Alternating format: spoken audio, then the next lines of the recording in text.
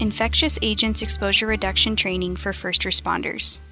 This training was developed through the Mel and Enid Zuckerman College of Public Health's Environment, Exposure Science, and Risk Assessment Center and the Western Region Public Health Training Center in partnership with the Tucson Fire Department. Through this video, you will be learning protocols and strategies for mitigating your exposure to infectious agents. While the content here and some of the examples will be focused on coronavirus specifically, the information can be applied to other infectious agents as well. Let's first discuss how infectious agents can be transmitted, looking at a highly infectious respiratory virus, like the coronavirus responsible for COVID-19. This virus can be transmitted via multiple pathways: through contact with contaminated surfaces, through inhalation of aerosolized virus due to close proximity to infected patients, and through direct contact with infected patients. In the case of coronaviruses, their survival time is on the order of hours to weeks, depending upon the material type, strain, and temperature. This survival time is common for other pathogens as well. This means that errors in decontamination between calls could lead to the spread of infection from one patient to another. When choosing a disinfectant, make sure the type of disinfectant is appropriate for the pathogen of concern. In the case of coronavirus, ethanol and hydrogen peroxide can reduce concentrations by large amounts.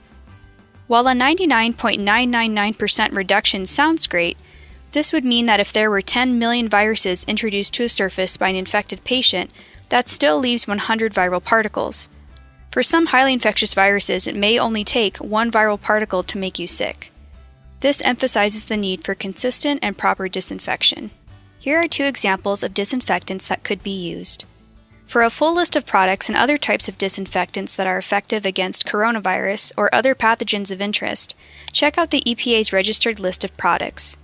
Provided on this slide is a URL for the list of products relevant for COVID-19. While using the same rag or cloth may be convenient if you're using disinfectant from a spray bottle versus wipes, this rag could become contaminated and spread the virus between surfaces. If possible, use paper towels instead when using disinfectant sprays. The learning objectives for this training are to number 1, identify highly infectious pathogen-specific hazards, number 2, understand common exposure pathways for first responders, number 3, compare strategies for reducing exposure potentials, and number 4, distinguish effective infection control protocols. During outbreaks of highly infectious diseases, we should approach the uncertain situation prepared with the right personal protective equipment, or PPE, and protocols to protect ourselves and others from becoming infected. Tier 1 PPE should be used for all basic medical responses. This includes a surgical mask, gloves, and eye protection.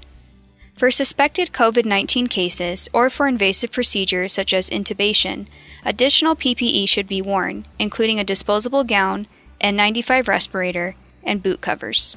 Here we see a step-by-step diagram of proper donning technique recommended by the CDC. For Tier 2 PPE donning, the gown is put on first, followed by the respirator. If you are using an N95 respirator, remember to be properly fit tested and to have a clean-shaven face so the mask is securely sealed. The face shield or eye protection is then donned. If boot covers are worn, these should then be donned, followed by the gloves. When putting on gloves, note that the edge of the glove comes up over the edge of the sleeve. This protects the wrist from being exposed to air that may be contaminated and from accidental contact with the skin. Let's take a look at a donning example.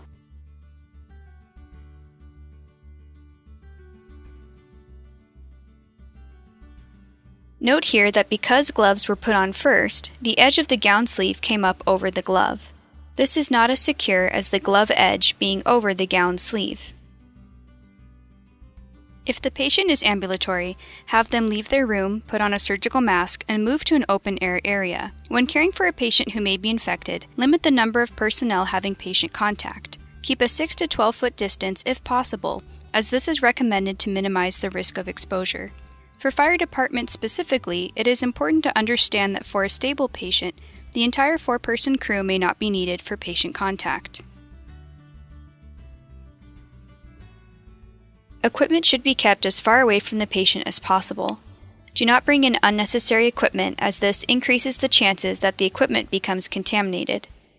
Keep a mental inventory of what needs to be decontaminated after the call. Even surfaces, such as a stethoscope, need to be decontaminated between calls. Notice that the gowns are untied and are dragging on the floor. This may be a challenge with gowns that have short ties. However, floor contact could lead to contamination of the PPE and wherever the ties drag to next. Notice also that equipment such as cords may also touch the floor. Decontaminating these surfaces can limit cross-contamination between calls. Notice that boot covers are being worn. Limiting contact with the floor is one strategy for limiting the unnecessary introduction of pathogens to other environments, such as the ambulance or the station, via shoe movement. When loading the patient, limit contact between the patient and surfaces. A strategy shown here is something we like to call the human burrito. Remember to leave one arm out for taking vitals. If possible, the window between the cab and the cabin should be shut to limit the movement of aerosolized viruses. In a study of how viruses move due to hand contact with surfaces in EMS vehicles, we found that some surfaces are more likely to be contaminated than others. While decontamination of all contact surfaces is important, high-touch surfaces should be a priority.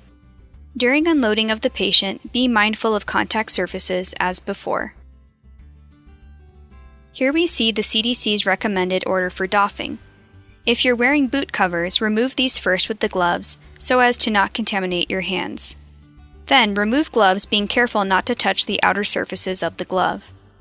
Remove the gown, rolling it outward and away from yourself.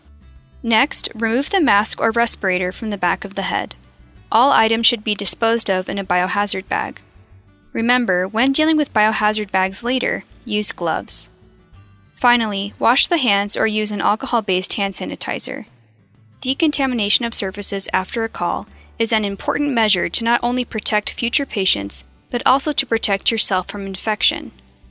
Our exposure models predict that proper disinfection after a call for a coronavirus-infected patient could reduce your infection risk by more than 99.99% for a 15-minute call. When cleaning equipment, remember to be mindful of proper contact times, or the amount of time surfaces are to remain wet with the disinfectant in order for the proper reduction to be achieved. The recommended contact time information can typically be found on the product labeling. Notice here that slight contact was made with the glove during doffing. This highlights the importance of hand washing and use of alcohol-based hand sanitizers after the doffing process. When washing your hands, remember to get spaces between the fingers on the top and bottom of the hands and underneath the fingernails.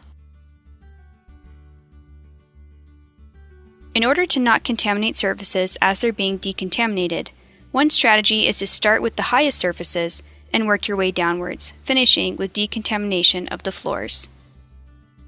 Remember to focus on high-touch surfaces.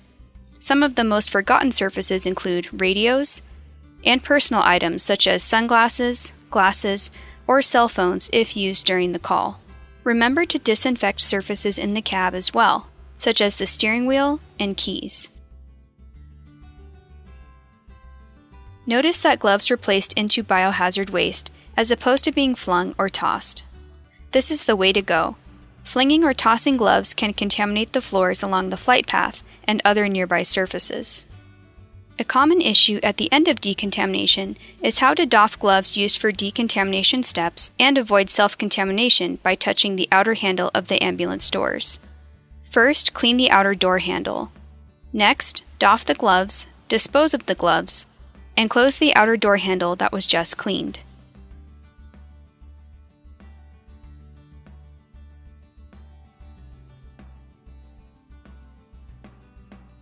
Before going back into the station, remove boots and put on slippers. This should especially be done if boot covers were not worn on the call. In order to be effective, approximately 1 to 3 milliliters of hand sanitizer, or enough to cover the front and back of the hands, should be used. It is important to document the type of call, especially when there is a suspected, highly infectious illness, using department standard operating procedures. We hope you found this information helpful for preventing infection during highly infectious disease outbreaks. Thank you for watching our training and stay safe.